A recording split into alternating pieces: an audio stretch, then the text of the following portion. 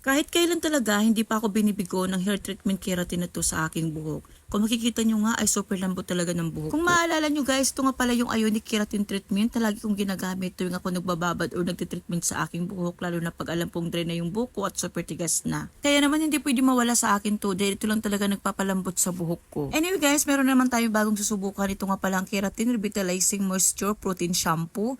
From Shine Moist din to guys, kaya naman ngayon ay papakita ko sa inyo kung paano ko siya gagamitin. Super excited na rin ako i-try itong shampoo nila kasi ngayon ko lang din talaga siya nabili. Nga pala guys, bago kayo bumili ng shampoo na yun, make sure nyo na meron kayo paglalagyan kahit mga empty bottle lang na hindi nyo na ginagamit.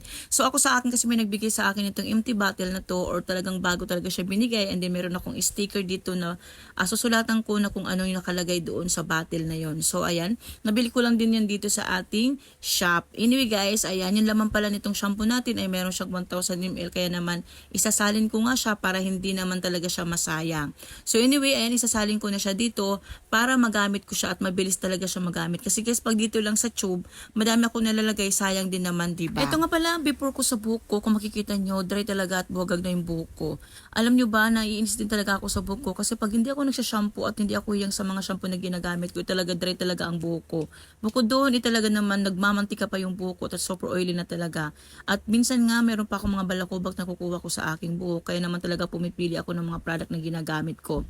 Buti na lang talaga nakita ko itong kanilang protein shampoo dito sa akin. Kaya naman na padating nito guys, talaga naman isinaling ko na, talagang gagamitin ko, titatry ko na ngayon. Matagal ko na din talaga siya gustong bilhin kaso nga lang medyo nag-aalangan ako kasi medyo pricey char. Pero feeling ko hindi ka din manghihinayang dito guys kasi 1,000 ml ang laman niya at talagang matagal-tagal na gamitin to kahit pricey siya.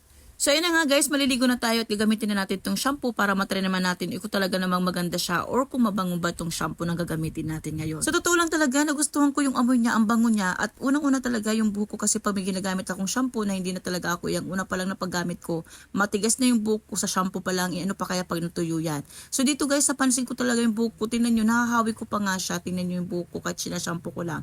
So ibig sabihin, malambot din ang shampoo na to at maganda din talaga siya sa buhok. Bala ko nga sana, shampoo lang ang gagamitin ko at hindi muna ako maglalagay ng keratin na to kasi nga gusto ko talaga siyang subukan kung malambot nga ba sa buhok pag natutuyo. Pero naisip ko din na gusto kong itry na itong gamitin ko muna as conditioner dito sa ating ginagamit na shampoo na galing din sa Shine Moist. Gusto ko din kasi makita yung result niya guys kung talagang shiny ba o bagsak yung buhok ko pag itong dalawang ginamit ko. Pero sa totoo lang talaga guys, itong ating Shine Moist Ionic ay talagang ginagamit yan tuyo yung buhok natin pagkatapos natin mag-shampoo. Pero dahil wala trip ko lang din talaga na ilagay dito at gusto ko talaga makita yung result niya kung ano talagang kalalabasan nito.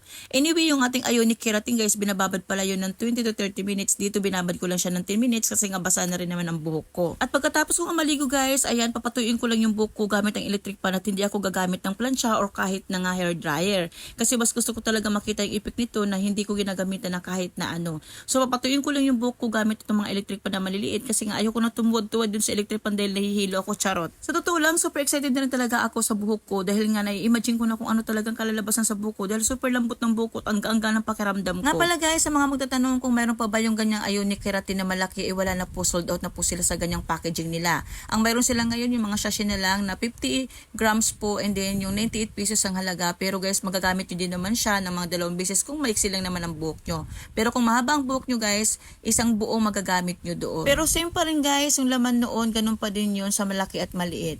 So kung mapapansin nyo nga dito guys, nagulat talaga ako sa reaction ko dahil tingnan nyo naman yung buhok ko. Hindi ko plinansya yan, ginamitan ko lang ng electric pan. Super lambot niya, ano pa kaya kung ginamitan ko siya ng plancha, talagang sobrang bagsak na at lambot ng buhok ko. Napansin ko din yung buhok ko na super lambot at super shiny niya at talagang bagsak na bagsak yung buhok ko dito.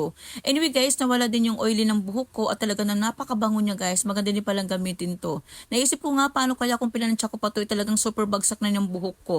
So anyway guys, sa mga gusto nito ilalagay ko sa aking yellow basket. I-try nyo na kasi madalas talaga nagsusulat itong product na to dahil talagang mabilis siya. Kaya naman sa mga gusto nito guys, wag yun na kayo magpatumpik-tumpik. Talagang legit talaga na maganda sa buhok at malambot.